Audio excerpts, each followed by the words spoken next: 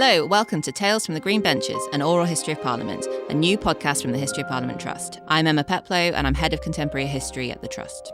And I'm Alexander Locke, historian and curator, and we're presenting this podcast together. So in this first series, we're going to mine our vast treasure trove of oral history interviews with former MPs to examine life at Westminster through the words and the memories of the MPs themselves. By weaving together these incredible clips, you're going to learn about life at Westminster as you've never heard it before. Relationships are made and broken in this place because it's a very different environment. I know that he voted for something he didn't believe in because he told a friend of mine, but he exchanged his vote for a peerage, and that's really shocking. Once you've learned about how to oppose and use the ways in which you could oppose the customs of the power of the place, we could oppose.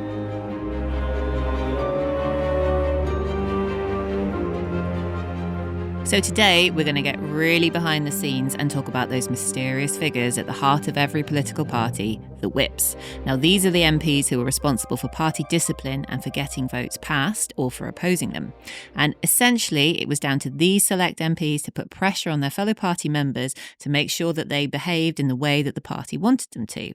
Although the ways they exerted this pressure can vary a lot and sometimes they can be a little bit murky. Yes, it can be a bit uncomfortable to talk about, can't it? Many of the MPs are still reluctant to discuss this, especially if they're still involved in politics in the House of Lords. Yes, I don't know how many whips you've interviewed, Alex. I think we've actually interviewed in total around 40, and interestingly, hardly any of them, or very few of them, talk about their time in the whip's office, so it's still quite a shadowy position. I've interviewed one, and she was quite an important, Hilary Armstrong, who was the former Labour chief whip, and I definitely didn't get anything out of her that she didn't want to tell me. Yes, I interviewed two. I interviewed Eric Lubbock, who was a member of Parliament for the Liberal Democrats, and Michael Meadowcroft, who was a Liberal member. And to the best of my knowledge, I don't think they mentioned being whips at all. It might be because they were in very small parties. Whipping, I don't think, was discussed. Yeah, no, we looked it up and we were amazed at how many were actually in the whips' office and never talked about it. And so in this episode, we're going to be first looking at how whips themselves describe their time in Westminster and what they get up to. And then we'll talk a bit more about those who were being whipped and what they thought about the whole process. And they're not necessarily the same thing. So we're going to get a lot into how parties operate at Westminster and then what happens when things perhaps go wrong. Our first clip is very short and sweet, but it really goes to the heart of party organisation. It's from Maria Fyfe, who was the MP for Glasgow Maryhill from 1987 to 2001, and she was interviewed by Dean White in 2012. And here she is talking about her party, the Labour Party. I think the Labour Party acts like a large family, but you have your rows, but you don't come to blows. So the Labour Party is like a large family, but, you have your disagreements, but you never come to blows. And I think that's quite a telling statement about the way the party is held together and controlled. I mean, there's a lot there, isn't there, about families, family loyalties. There's an emotional connection to your party, which a lot of the MPs, particularly Labour MPs, talk about. And there can be tensions between what you think personally, what the party thinks, and what your constituency might want or require. So yeah, you have your differences, but it never gets physically violent. Well, according to Maria Fyfe, at least. I think it's an interesting one because Maria Fyfe even left the Labour Party briefly in the 70s. So I think it's clearly a difficult relationship and a really emotional one. This comes across so strongly to me when you listen to it, like how strong these loyalties to party are and sort of how they are like family. You don't necessarily agree with everything that your family do, but they're still family. I think there's a lot of how the parties work in this, and yeah, the whips become a really important way of managing all these relationships. Yeah, definitely. So when the large family starts to break up, that's when you need the whip. Yeah, definitely. And like parties are made, there's sort of big organisational groups. There's lots of different factions. We've got different organisational parts of the different parties. So you've got things like the Conservative 1922 Backbench Committee or the Parliamentary Labour Party. And at times they can be really powerful, as we've certainly seen in recent years for the 1922 committee. But many MPs say this, they're quite disappointed actually that these aren't the forums that they necessarily want them to be, and maybe as backbench MPs they're not heard so much. So yeah, I mean, and Angela Browning talks about this, doesn't she? She says, in one of her interviews, I discovered that what happens is, when she goes to a 1922 committee, I discovered that what happens is that they tell you what the business for the next week is going to be so that you know when you're whipped. And then they ask if anyone wants to ask any questions or make any points.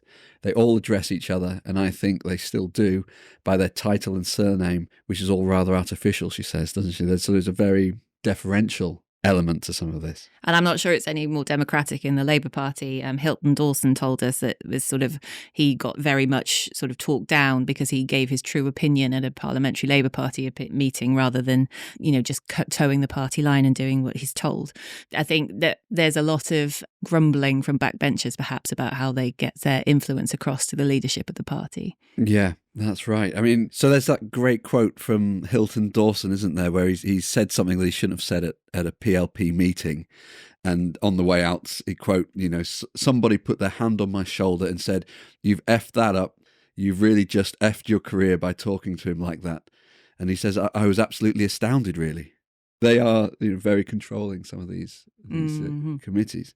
But I guess we ought to begin by sort of an explanation of the whipping system. So what is whipping? What is the whip? So a whip is an 18th century hunting term. Mm-hmm. The whipper in was a huntsman whose assistant would drive in straying hounds back into the pack using a whip, so keeping the dogs together. And this is very much coming across from the whip's office. All the MPs get sent a vote for the upcoming week and the upcoming business, and the number of lines underneath the vote demonstrates how important those votes were.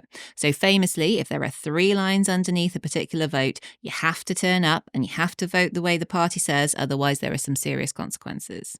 Yeah, the famous 3-line whip. Mm-hmm. So a lot of party management actually falls to the whip's office. So for each party, we're talking about a team of people, a chief whip, their deputy, and a team of others with responsibility for specific areas of the country and also for specific legislation. So an individual MP would have a relationship with their regional whip and then come across others on bill committees or during specific votes. They have nice offices next to the chamber and plenty of access to the party leadership. So it's one of the key relationships for any party leader if they want to be able to pass legislation, having a good, strong whip and a close relationship with them. In our next clip, we'll hear things from the point of view of the whip. So this time it's from the Conservative MP Timothy Kirkhope, MP for Leeds North East, and in the whip's office for 5 years in the 1990s. He was interviewed for us by Henry Irving in 2013. Once you've been a whip, then it never leaves you. And of course, I was one of the longest serving whips because I did 5 years. Your whole attitude towards discipline, your whole attitude towards loyalty, and your whole attitude towards delivering business, it stays with you. And you become very, very, fixed on that. Also, the camaraderie of the whip's office. But it was a very different kind of setup than it is now. It was all male. It had operated, certainly till the time I went there, at least, as a sort of pseudo-military operation. A lot of the people who had been chief whips prior to that time had been people with military experience, background in the war and so on. And it was run on those lines. The Wednesday morning meeting of the whips, which where the silver salver and silver tumblers came out with the different whips' names engraved on them. The champagne went round the table with the orange juice, drank the health to our sort of former members and the Prime Minister or the leader of the party, and then got on with the business. It was tradition. It was very much an important component, vital component in the operations. And to be part of that and sitting around that table. I really love that clip. I think we get the feel of what it must have been like to sit around that table. And like Kirkhope says, a load of the people we spoke to who were whips who would talk about it really enjoyed being in the whip's office, the sort of prestige of sitting around with the silver salvers and your engraved names on the cups. And it really seemed to be a starting point for a successful ministerial career or making your name in the party. On top of this, like the camaraderie, he talks about the camaraderie and the thing. We've got someone like Anthony Grant, who was another Conservative MP, talking about it as the happiest time he had in Parliament as a whip and the only time he really worked together with people as a team, which is sort of striking about how Parliament works. And it's a very vivid account from Timothy Kirkhope there, isn't it? I think you're almost sitting in with him, drinking from the silver salvers. But it sounds very traditional. And he even says so, doesn't he, that it was tradition, and that this tradition was an important part of getting business done, important part of the camaraderie.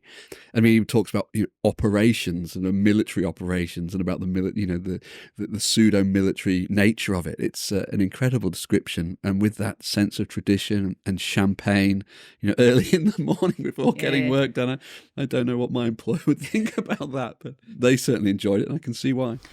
And I guess it's a very sort of different experience to maybe being on your own as a backbencher. You're sort of fighting for something that you believe in or working for your constituents. And perhaps you don't really have the opportunities to make those connections. I think as a whip, someone like Anne Taylor said a lot of that she was really on the go between the government and the rest of the party, and that position of being sort of between the two, and the influence that she could have, and the responsibility of being in such an important part of the party sort of organisation. I think she said she spent quite most of the time giving the Prime Minister, who I think she's talking about Tony Blair, she spent most of the time giving him bad news. And her husband's just says to her back, "Did you ever give him any good news?" I think you didn't manage to give him any good news. So they really have an important role in the whole party management.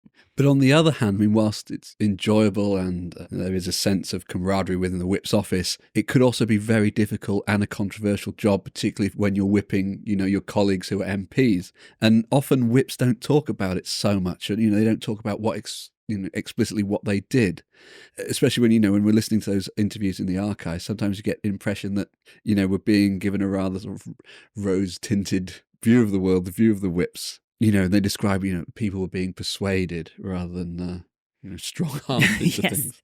Yes, definitely. I think they're sort of emphasizing the tools they're using that are perhaps more sort of acceptable to us or that sound better. So things like patronage, so offering people opportunities, giving people government jobs, or giving them good places on a good committee, or things like that. Knowing the party really well, getting to know their colleagues and knowing what was going on in their lives, and all the positive things about building relationships. So Hilary Armstrong said to me in my interview with her back in 2014 that she really had to hear the gossip. So this next clip is from my interview with her. She was Labour MP for North West Durham 1987 to 2010. And as we've said, she was Chief Whip for the Labour Party between 2000 and 2006. And here she is talking about what we've termed in the interview as gossip. We have to know and understand what makes people tick. And that's always been important to me in everything. And gossip is the wrong sort of word for it. But on the other hand, that's what people say it is. It's just talking to people about what it is that is important to them that day and what they're thinking about, and finding out, relationships are made and broken in this place because it's a very different environment, and they're a long way from home, some of them.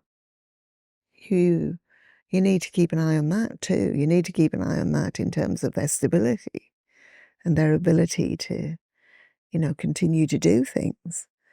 So it is important, but it's also important that you don't wait. If you have to wait every time till everything's happened, people have made decisions about things. Gossip is a shorthand way of saying treating people as real human beings, knowing they have a life outside of their political views, and making sure that you understand how that life affects their political views. So she's very much saying that the whip's office is really a job of persuasion, a job of nudging people along, rather than sort of the House of Cards style. Exactly, yeah, and the House of Cards is very much on my mind with this. I mean, Hilary Armstrong talked about the levers to pull, but Robin Chichester-Clark, the Ulster Unionist, he enjoyed sort of knowing all about people's sort of personal details, their careers, didn't he? In one of the interviews, he says you got to know so much of what was going on.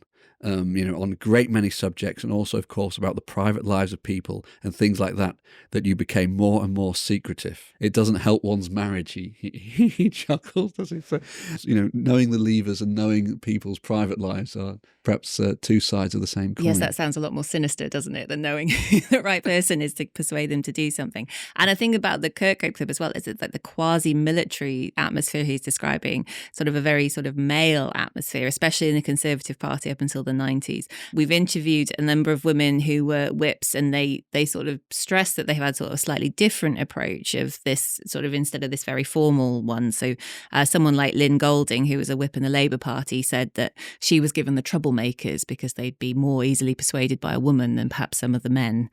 Whether or not the people being whipped by these women thought they were any less intimidating is something that I'm not sure about. But I mean, there's also times when, you know, MPs needed to miss votes, so managing that is a complicated issue, isn't it? And this is generally done by, you know, an arrangement known as pairing. So this is where an individual MP would pair up with, you know, their counterpart on the other, in the opposition, and the two of them would miss the vote, so it would balance numbers.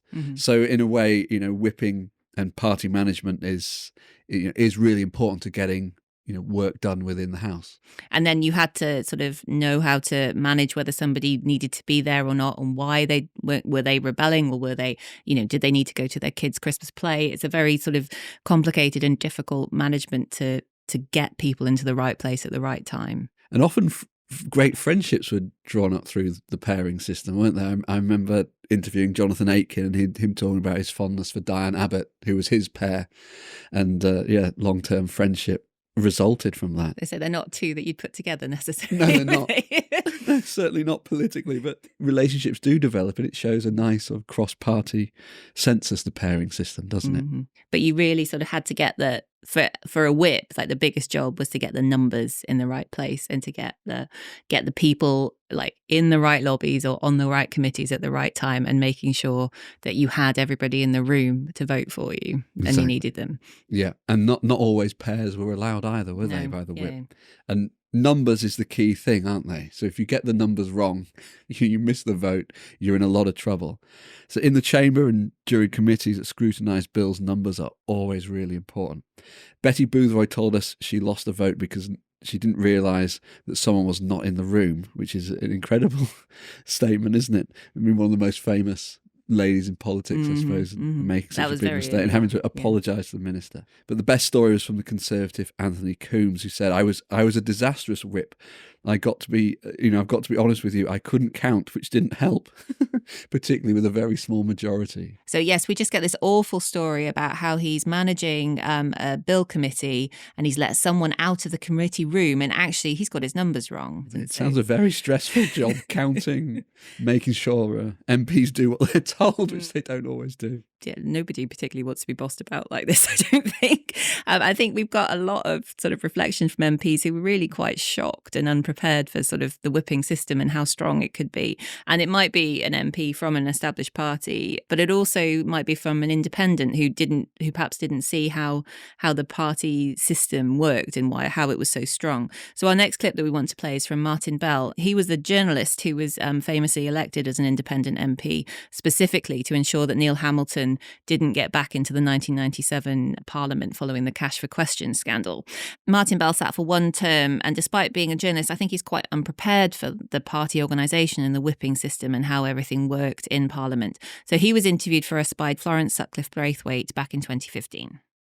I found the chamber of the House to be a chamber of horrors, to be quite honest, simply because I wasn't ready for the strength of the whipping system and the willingness of MPs to be whipped. I actually saw a member of Parliament exchange his vote for a peerage. I watched it, saw him do it. It was an issue on which his opinion was respected. I know that he voted for something he didn't believe in because he told a friend of mine, but he exchanged his vote for a peerage, and that's really shocking. That's an incredible interview there, isn't it? And his Bell's shock as an independent MP is at the whipping system is palpable, isn't it? And the gifts being exchanged, like being given a peerage, particularly on something there the MP's view was deeply respected. It's quite a startling clip, I think. I don't think he's the only one. MPs who were, quite established in their parties were still quite shocked that when they got to Westminster, they were being told which way they should vote. We've got someone like Arthur Latham, who I think was on the left of the Labour Party, and he was quite surprised to get to say, well, the whip isn't Labour MPs deciding what we should vote for. It was what the party leadership told us to vote for, and that was it. Or the even better Conservative ones where they put up your names in the whip's office in the Conservative Party. I think they're shocked that they're being told what to do by their party. They've joined this party and they've got their own views, but it's what the leadership want that matters. And in a way, they're pushed into this, aren't they, by subtle methods, either being given things or by being criticised. I mean, David Mudd, the Conservative MP, describes the whip's notice board, doesn't he? That has a name of every MP on it, and if the name is in blue, it means you've been loyal to the party and very good. And if you've been disloyal, it's in brown because you're a shit. Sounds very childish, doesn't it? But I suppose it's quite effective at, no one wants to have their name up in brown, do they? Yeah, absolutely. And I know it's quite a childish way of doing it, but the idea of loyalty and the idea of if you're loyal, you're going to be repaid, this idea of leverage went through, and the fact that the whips are quite good at policing this and remembering it. So again, in my interview with Hilary Armstrong, she talks about the time when she reminded Tony Blair that Chris Mullin had voted against the Iraq War and Tony Blair was just about to bring him to government. And Hilary Armstrong was the one who reminded Blair about this vote and that he had voted against the war. And in the end, Chris Mullin wasn't given another government role at that point. So she had a very good nose on where people were and who voted for what. And she was very, very clear about all of that. I mean, we've not said the word, but I mean, perhaps it is what we're talking about. I mean, is it bullying? Are people being bullied? Are they being forced by bullying to do things that the leadership wants? I don't think anybody likes using this term from either side, either the people who are perceived to be the bullies or the people who are being bullied. Like, nobody likes to use this term. And I think we've only got 1 or 2 occasions where it's actually said in our interviews. But I mean, it's hard to find another way of describing some of these anecdotes if they're not something like bullying. I mean, we do have stories of physical intimidation from the whip's office. We've got one from Elizabeth Peacock, who wanted to go home because her husband was being rushed to hospital and being, in her words, she was got up against the wall by her whip and said, your job is to be here and to vote. When her husband was rushed to hospital. I mean, I think she went home anyway, but it's very difficult to see that in any other terms that come across positively. Yeah. I mean, and you can see that the whips themselves don't want to mention anything like this in the interviews, and often the MPs are very hesitant too, aren't they?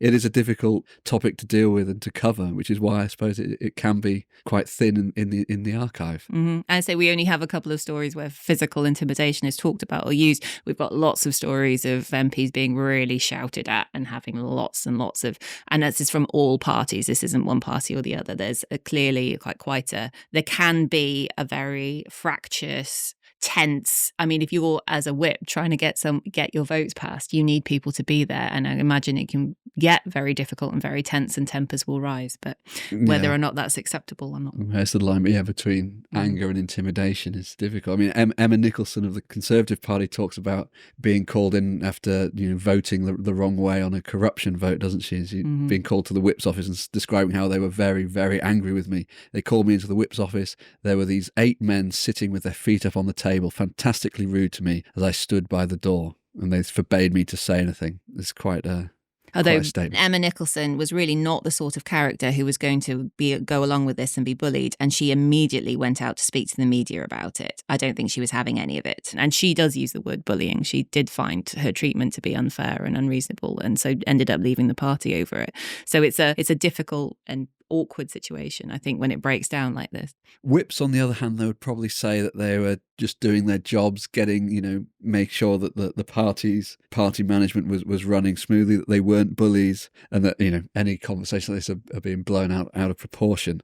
So often, a frank exchange of views would be what they'd say in the interviews, wasn't it? And that this was, part of the job and part of organising parties and persuading people to do what they needed to do to make sure that government functioned. I mean, it's really difficult, some of these issues and some of these votes for MPs. If it meant, they're being asked to vote against their principle or against their constituents' best wishes, you can see they're in a very, very difficult position when they've got all these competing loyalties and competing pressures going into them. All this doesn't mean that MPs don't rebel, does it? I mean, they do, and often spectacularly. But there are often consequences for any rebellions, and very, very few MPs rebel regularly, do they? And so for most of our interviewees, rebelling against the party was something that they took very seriously and considered as a matter of conscience by and large, didn't they? So the next clip is from Jim Sillars, then a Labour MP, who was interviewed by Malcolm Petrie. Sillars is describing the battles he faced with Labour whips over plans for Scottish devolution in the 1970s. So for a little bit of context, the Labour government had offered a referendum on a Scottish Parliament in order to win support for the Scottish nationalists, but many in the leadership were unenthusiastic about the policy. And Bob called me in, the chief whip, and in I went, and he went through the whole range of the chief whip's practices on, Jim, Harold's got his eye on you for future promotion. You've got a lot of talent, a lot of ability, you're one of us and all the rest of it. And then I said, well, I'm not changing. I can make your life difficult, he said. I can make your life hellish. And what he said to me was, I can put you on a private member's bill. He said, up in Orkney, an Orkney harbour bill. You've got to attend it, he says. I'll get you out of here. And I said, well, I'll not go. Oh, you'll get fined, he said, £100 a day. I don't know if that's true or not, you see. And I said, well, it doesn't make any difference to me. You can do what you like with me. I said, but I'll tell you what I'm going to do. I am going out to have a press conference, and I'm going to tell the press exactly what you've said to me. And I always remember Bob saying, but you'd be breaking the rules. Because the whip's office is sort of, there's a place where everything's kept. Whatever's said doesn't come out. And they called me back in and said, look, we just have to settle for agreeing to disagreeing. But he says, I don't understand you. You're throwing your career away, he says. We never intended to have an assembly. Now, I can't prove that, but that's true. That's what Bob Mellish, the chief whip, said to me. Why throw your career away on something that we never intended? Hang yourself on this rope where we would cut it anyway. And that was me. I was definitely on my way out the Labour Party. That's such a great clip because it gives you the whole range of different things and different pressures and different ways they can do. And I mean, Jim Sillars goes on to leave the Labour Party over this issue. He's later went and joined the SNP, and I think he's still in the SNP. He definitely sits back in Parliament in the 1990s for the SNP. So he's not, you see the amount of pressure put on him, but still the sort of real conviction that he's not going to vote for something that he really doesn't want to do. Yeah, it's interesting that he's throwing his career away. That's one of the big options, isn't it? On the big offers that you can have a stellar career and rise if you behave and toe the party line. The other interesting aspect of that clip, I think, is that the media for him, as for other rebels who are challenging the whip, is often a place of sanctuary in these regards, that that's their one place that they can defend themselves and question what the whips are doing, by stirring up problems within the press. Yeah, there's a bit of them getting their a bit of power back, isn't it? A bit of way of saying, if I make this public, then I can make your life difficult and make your life hellish. Yeah. I mean, we've got a few more examples of rebelling, haven't we, across the collection? There's Elizabeth Peacock, Conservative MP, who rebelled to vote against a closure of a mine within her constituency. So it's clearly something that was of interest to her constituents to maintain the mine, but not something that was, there along the party lines. And she says, my lot were absolutely livid. I got 4.5 minutes. I said, it's not good way to end an industry. Of course, I went through the opposition lobbies and I was a parliamentary private secretary. I knew I'd have to resign. As I came out of the lobby, one of the whips stopped me and said, "You're fired." But I was right. It was the wrong thing to do in the way that they did it. So, end of her career for standing up for her constituency. So tensions are present throughout a lot of these MPs' careers. Definitely, and it's getting back to that heart of what their role was for an MP. Were they there as a representative of their party? Were they there as a representative of their constituents? Or were they there to use their own minds and their own conscience and vote in the way of something that they thought is right? And we get this sort of tension all through the interviews, and it comes out a lot when you get into the sort of idea over rebelling or something. We've certainly got someone, again, like Hilton Dawson, who said the whip said to him, "You're only here because there's a Labour Party on the ticket and you vote for the Labour Party. You don't vote for your conscience, you vote for that red line on your ticket." Yeah. I mean, other MPs who didn't want to be ministers or didn't want to sort of climb the career ladder almost revelled in their independence, didn't they? In challenging the whip and in challenging the party. I mean, we have that from Roger Natman, who's Conservative MP from 1987, and it went through the opposition lobbies and was told, "You'll go to hell of a way before you get anywhere if you go down that lobby." And he replied, "Isn't it a good thing that I don't want anything from my job?" So enjoying the independence. Yeah, no, and I think a lot of them are sort of proud. They worked hard to get themselves financially independent, so they weren't relying on the job of being a minister or being dependent on a whip. So someone like Colin Breed, the Lib Dem MP, who said he was independent in terms of my finances. I had my career, I had a business, and the whips weren't going to change me. disciplinary. And that's how he carried on in his parliamentary career. One of the interviews I found particularly interesting is the way that MPs could use rebelling as a way to strengthen their career, strengthen their position, strengthen their sense of standing. And they could do that by not rebelling too often, rebelling on chosen issues. And John Bowis talks about this, doesn't he, with his interview with you, which you conducted in 2017. So John Bowis was Conservative MP for Battersea between 1987 and 1997. And in this clip, he talks about the advice that he was given on rebelling. I was once given the advice by another member and said, don't rebel too often. If the worst thing is if the whips take it for granted, you're likely to be rebelling. So if you're going to, then do it infrequently and, if possible, lead the rebellion. I think that's it. You can threaten to go public and you can threaten to make a big splash. But once you've done that, you've sort of heightened the stakes and everything's broken down and you're actually much less likely to get what you want changed in a bill. You're actually less likely to win the battle if you're going to the newspapers straight away, or if you're always doing it and everyone's sort of a bit like the criticism of Jeremy Corbyn when he was leader, wasn't it? It's like, why are we ever going to vote the way he wants us to? He never voted for any of us. And I think we get quite a lot of that in our interviews, that if it's broken down that much, then your rebellion isn't going to do anything and it's going to make it much harder to make your point. No. I mean, Michael Irving, the Conservative MP, sums it up, doesn't he? Voting against the government will never damage one's career, provided the vote is rational, occasional and principled. And I suppose that's good advice. So we have a couple of examples of really big rebellions in the archive, don't we, that cause huge issues for the government in power. Both are very famous. So the Conservatives and the Maastricht rebels against the European Union, and the Labour rebellion against the Iraq War in 2003. Yes. So the first one that we're going to play is an extract that is describing the debates around the vote to approve the Maastricht Treaty in the early 1990s. So that was the foundation treaty of the European Union and the basis for what came to be later greater integration, and then things about the euro were first introduced there. The British Prime Minister, John Major, agreed to join, but he'd won some significant concessions, which he thought would possibly mean that he would avoid a rebellion when he got back. And unfortunately, that wasn't the case, and there was a very, very significant rebellion against him.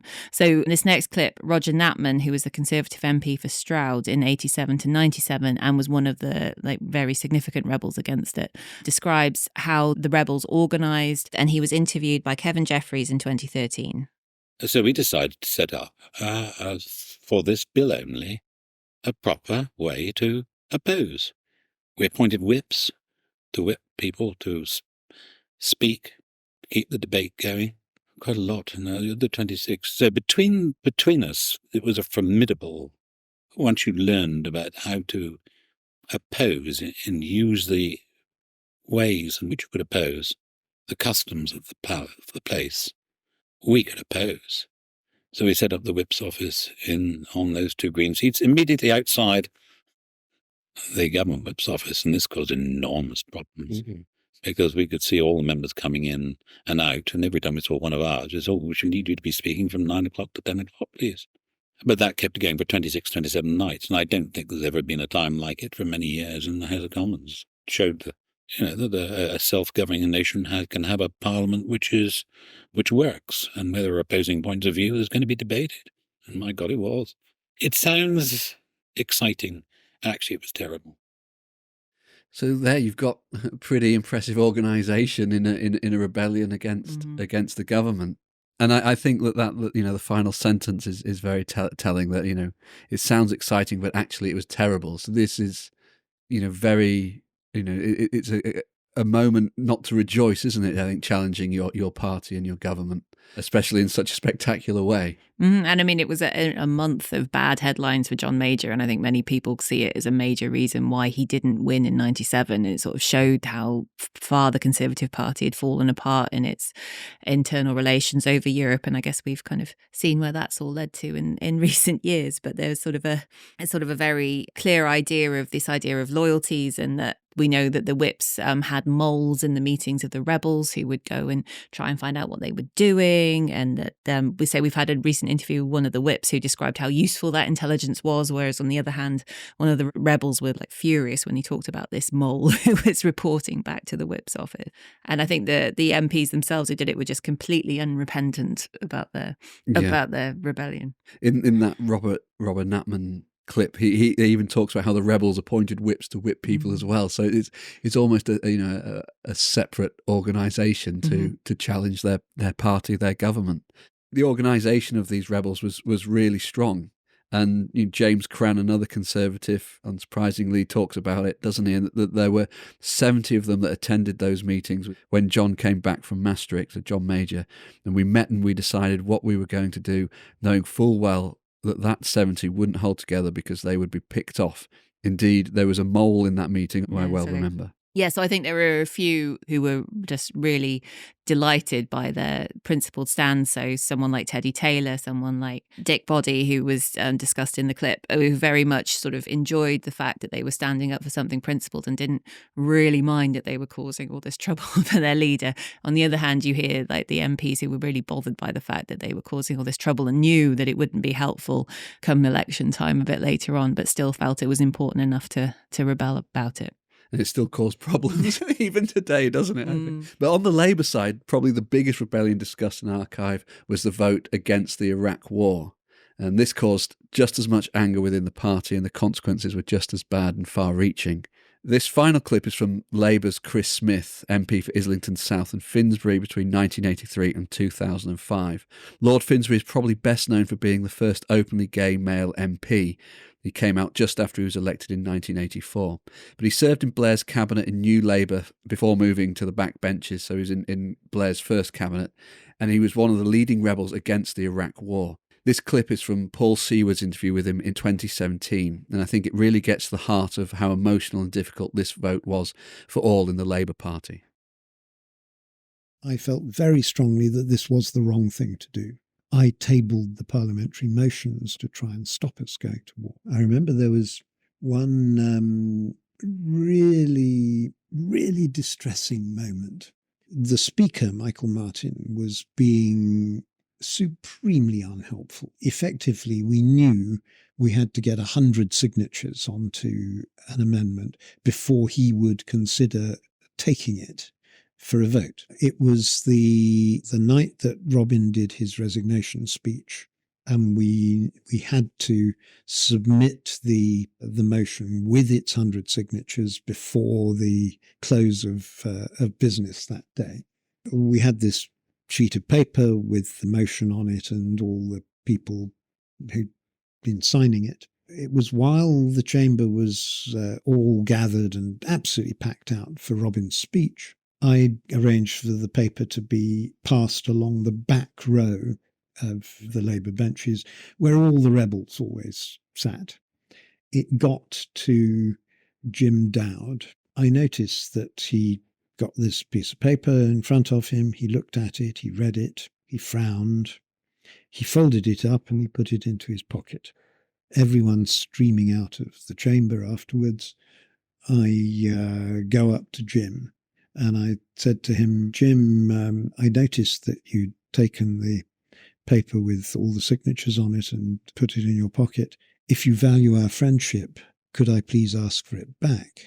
And he looked at me and he said, I don't and I won't. I did eventually, about half an hour later, get it back from him. It paints such a picture of a very, very tense moment in the, that night that Robin Cook resigned. I mean, I remember listening to Robin Cook's resignation speech on the telly. It was so packed and everything was so tense, and whether or not this vote would pass. And I think that really gets to the heart of how important this vote was to many people. And they were, I mean, so many of the Labour MPs we talked to who were there mentioned having difficulties whether they voted for the Iraq War or against it and how difficult they found it. And I think it really sums up the emotions that were there. I mean, when I interviewed Hilary Armstrong, who was the chief whip at the time, she sort of, I don't think, again, she told me anything that she didn't want me to hear, but she definitely sort of told me how difficult it was to manage, how it was one of the hardest times she had in Parliament.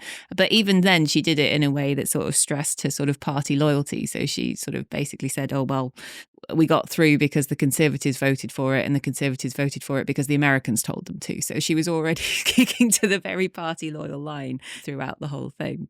So we can hear again from my interview with her in 2014. And this is from a section of the interview when she's describing how she tried to manage the Iraq vote. And she's talking a bit about Blair's approach to the whip's office. The Prime Minister said to me that he wanted to break the myth, the stereo of chief whips, and that was one of the reasons he was appointing women. But that was because he saw it not as a bullying, intimidation job. He saw it as a political job, and the big job was to persuade people. Tony was a bit naive on that. He passionately, still does, believes in the power of argument and that you can change people's minds through a good argument. Sometimes it gets beyond that. I mean, I think it's clear in this case that it really did get beyond that. I remember it, and it was a very fractious time and very, very high stakes, wasn't it, for all involved? But, the rebels certainly felt very, very strongly and were very passionate about what they thought and about stopping the war. And I don't think they thought that Hilary Armstrong was as reasonable as Hilary Armstrong suggested to me that she was in order to get those numbers across and to get as many people through it. Yeah, I mean, Hilton Dawson talks about it, doesn't he? How I was amazed really at the way MPs were treated as voting fodder. So kept in the dark, and various lines were given to them. They're just to push the vote through. And he does mention Hilary Armstrong in his interview, doesn't he? That Hilary Armstrong was the chief whip. I trod the floor of the whip's office a few times, getting a verbal lashing from Hilary about various issues I'd been raising about Iraq. Mm-hmm. And I think it's just that there must have been an awful lot of tension and a lot of argument, and it became such an important thing for Tony Blair and to be loyal to Tony Blair. But on the other hand, there was so much strong feeling against this war, and so I can't imagine how you'd have negotiated that one particularly. David Hinchcliffe told us his wife was in hospital and he'd be given the time off, and he came back to vote against it, and Hilary Armstrong saw him and went rushing after him, thinking he wasn't supposed to be there to vote against it, but he'd come back. So it must have been horrible for everybody, really. So. Yeah, it's sort of a real matter of conscience, but it sounds like Hilary Armstrong was working very hard. Pulling everyone together. Yeah, and I guess in both of these situations, in both of the votes, the whips really have lost control of the party at this point. They're really, this is a very open rebellion and become major political and media events. They're things that we remember now looking back on it a long time ago. But I guess on the other hand, both the Maastricht legislation got through and Tony Blair did go to war in Iraq. So they did manage to pass it through, but it was at huge cost to the government and the parties. Yeah, with long-term repercussions, and often pushed through with the helps of the whips. Yeah. So as we've seen, parties are like families, as Maria Fyfe said. There's an emotional commitment to them, often a long-term life commitment, and when things go wrong, it's very, very difficult, both personally and and professionally, and whips come along to help you out.